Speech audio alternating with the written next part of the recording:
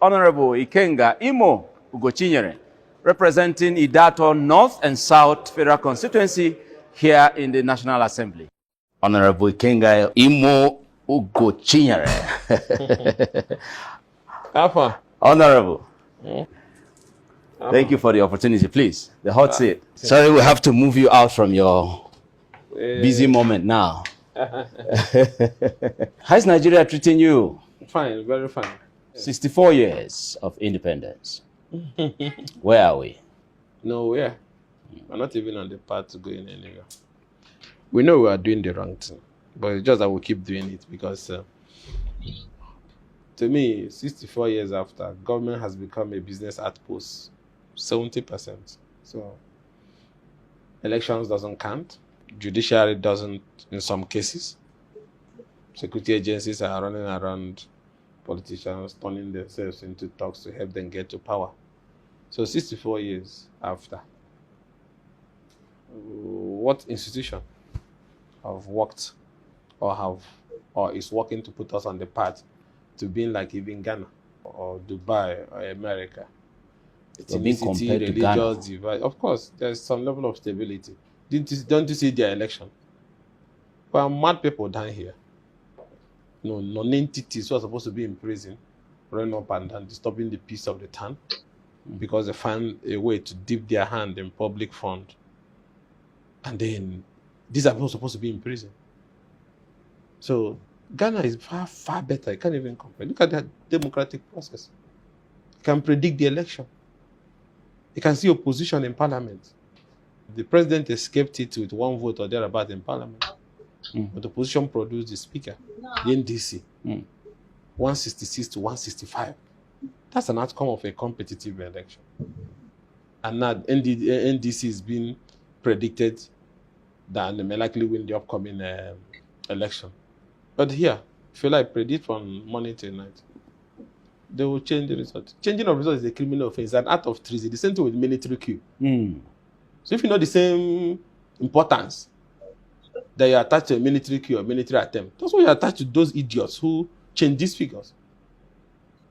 It's the same thing. What does the military one do? He uses a gun, right? To take what was not given to him. Exactly.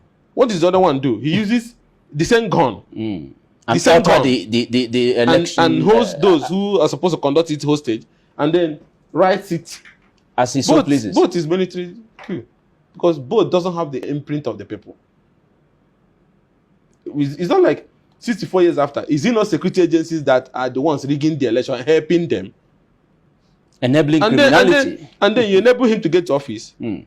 He messes around contract for arms and ammunition that will help you to be better equipped. You go there, Boko Haram kills you.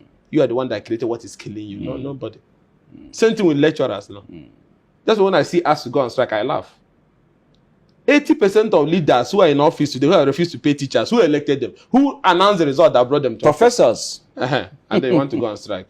So which is in your hand, you cannot use it well. To change the system. You put something in your private pocket and then you come and say they are not paying us salary. Who? Those the maggots you put in office who were not elected, but you just went and called a fake result. Even if you called it under gunpoint, when they left, don't come and say the truth. 80% of them put money in their pocket. It become a 4-year ritual, rushing to be posted to be returning officer. It's a big business. And then they don't pay you. You are the one who called them. They became governors, they became president, they became everything. This was the lecturers. And then lecturers come and say, well, government is not funding education.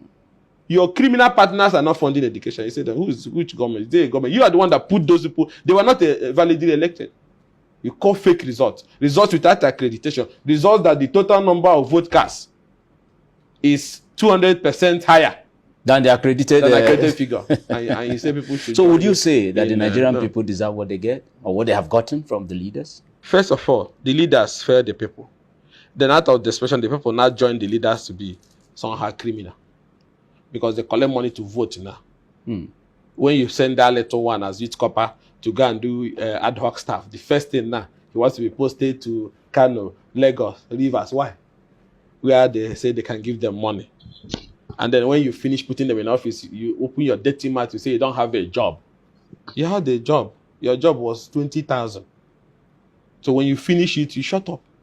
Because that's what you're entitled to. Because you are the one that at times they will carry people in bus. You're gonna be changing figure. The figures you are changing is the outcome of what all these things, they're all related. Whether the policeman says he's not better equipped, how many police officers have stood up against wrong directive to change figures or chase opponents out of collections? And how many police officers? So you get what you deserve. If you don't have the equipment, you deserve it. Because you are the one that said that this part is the best. If you're a soldier, you don't get the equipment, good for you. How many of you have refused to say, hey, Oga, don't move that ballot paper. Let you be sacked. But you feel because the little they gave you will enter your pocket.